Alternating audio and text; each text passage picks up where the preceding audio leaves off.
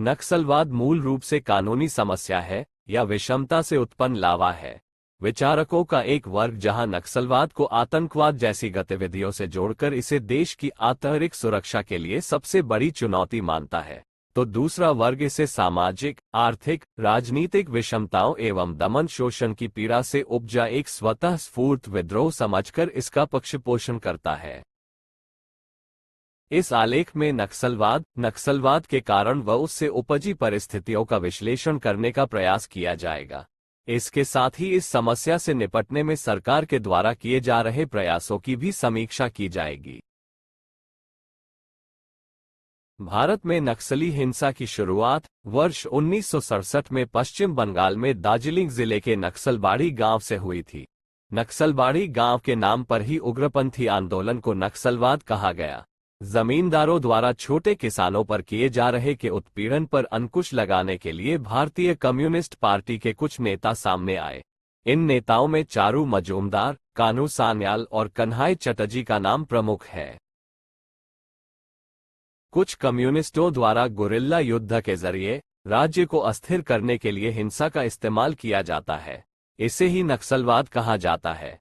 भारत में ज्यादातर नक्सलवाद माओवादी विचारधाराओं पर आधारित है। इसके जरिए वे मौजूदा शासन व्यवस्था को उखाड़ फेंकना चाहते हैं और लगातार युद्ध के जरिए जनताना सरकार लाना चाहते हैं। नक्सलियों का कहना है कि वे उन आदिवासियों और गरीबों के लिए लड़ रहे हैं जिनकी सरकार ने दशकों से अनदेखी की है। वे जमीन के अधिकार एवं संसाधनों के वितरण के संघर्ष में स्थानीय सरोकारों का प्रतिनिधित्व करते हैं।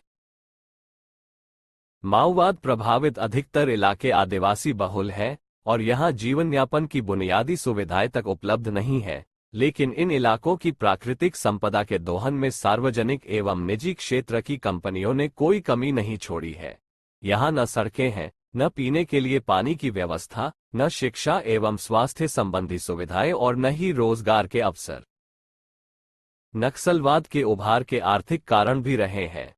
नक्सली सरकार के विकास कार्यों के कार्यान्वयन में बाधा उत्पन्न करते हैं।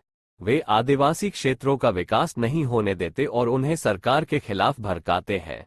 वे लोगों से वसूली करते हैं एवं समांतर अदालतें लगाते हैं।